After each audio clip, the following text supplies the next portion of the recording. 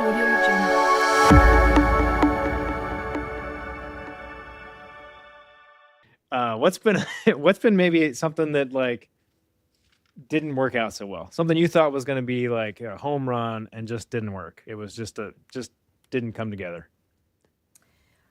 I mean, it could be even just a choice in equipment that I purchased thinking that was going to be a home run. It's like, meh. It turned out, meh.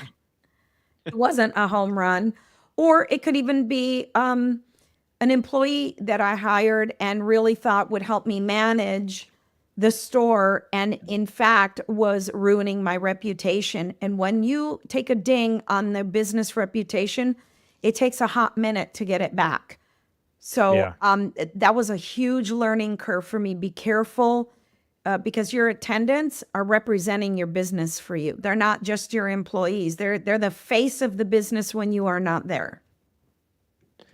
And so talk a little bit about how I mean, you just said how you've been able to kind of not be afraid of anything and there's proud moments, there's failure moments. How do you keep going through the failures, right? Like because it would be really easy to be like, oh, dang it, I chose the wrong piece of equipment. Dang, that was a Yeah. bad hire. All right. Dang, like what am I gonna do now? How do you keep going? How do you overcome it?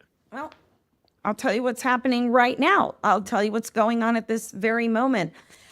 Normally, I work at my laundromat hands on about 5 to 10 hours a week, hands Okay. on between collecting, banking, managing, ordering supplies, parts, whatever.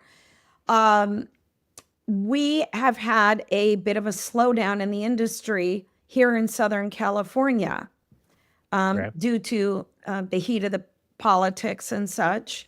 A lot of people are afraid to come out. And so we've taken a ding in the industry. I know from Los Angeles down, there's a lot of laundromats that are, feeling a bit of a dip in income. And I had to decrease 40 hours a week in employment. I am now working 40 hours a week as an attendant and business Mm. owner. And for about 2 weeks, I was scared. I did shed a few tears. I wept gently into my pillow a few. But then I had to wake up one day and go, no, no, we're not going there. We're not doing this.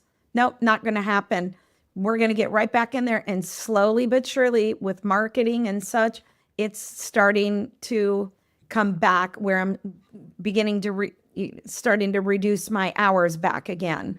Also, real estate has been slow, so it's allowed me to focus on the business Yeah. 100%. So, yeah, you can't let your brain go there. You go there a few times and then you fix the problem. You go, wait a minute, I'm good at this problem fixing thing. Yeah, there's a reason it still works, right? And has been working for many, many years. Yeah, any business, and not just laundromat. It doesn't matter what business you own. When you own a business, you must have grit and tenacity. You must have like a desire, a passion to Yeah. want to keep that business going, and that'll get you through 99% of what you're faced with. Yeah, I love it. I love it. Yeah, I mean, you get to the point you just, you got to do whatever it takes. And as long as you're maintaining a growth mindset, you're going to be just fine. Yeah, Yeah, this baby's not going anywhere. It's got my blood, sweat, and tears. I'm going to keep building it. that's funny. The one of the things you said there that I thought was really valuable for people is this idea that it's okay to like be in the muck for a minute. Like it's okay to like feel badly for a moment, but then just leave it behind and go. Like you have to acknowledge it. Yeah, something might suck. There's a Mhm. part that might be really bad about it. Okay, great. Process that stuff and then move on. Like leave it in the dust We're because it doesn't do you humans. any good. Right, Humans, right, and we don't like change. When there's a change right. coming our way, our antennae go up and everything feels uncomfortable and weird. And then you have to take control and get it back to where you want it to be. Yeah, yeah, I love it.